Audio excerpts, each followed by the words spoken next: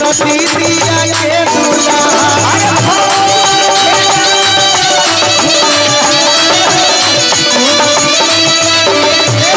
अरे दीदिया के दूल्हा सुनो दीदिया के दूल्हा आग्रह करतिया कहतिया कि रंग जनी चीज गुलगुला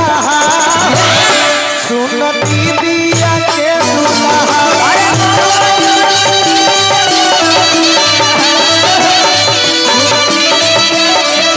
रंग जनी चीज गुलगुला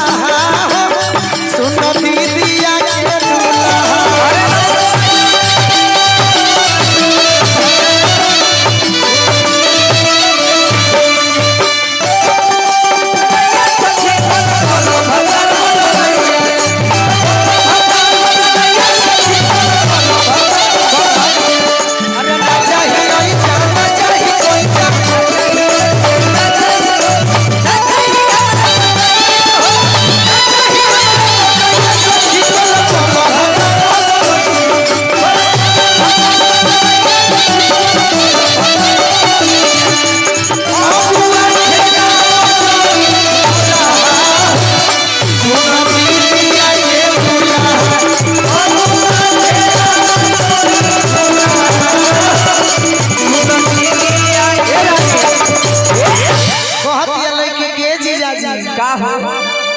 ऊपर ऊपर जीजा दे सुहुरा भीतरी लगा खाती अरे हाथ जोड़ी हम पूछनी कि होली हो भाई काहे हाथ ना डाली लोग कहले बाकी बुरा न मानो होली है बाकी काहे मत डाली तो कहली तो बात गई कहतिया अरे कटोरा जोड़ा फूला सुन दीदिया के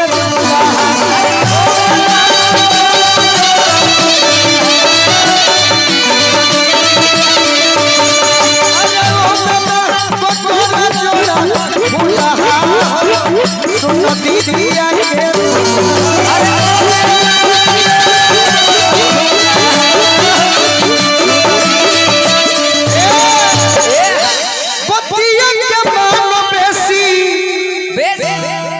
हमारा से कह जीजा जी बनाते बतिया के मान बेसी बात तोर नहिला क दिन भेल हट कबे से महकती मर दे कबे से पलाई महकत ऐसे अरे की बतिया के मान बेसी बन जानी जीदी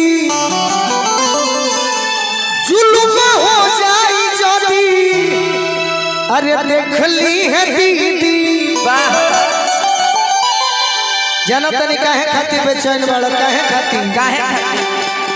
काहे खाती बेचैन बाड़ो अरे बहिन झूला खाती झूला सुन दीदिया के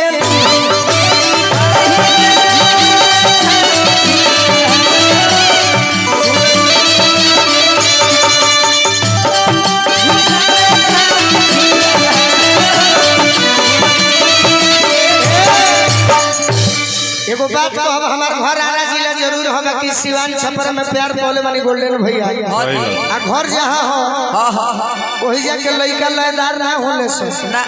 बाकी सुनी है सही गीतवा तो जरूर खुश हो जाए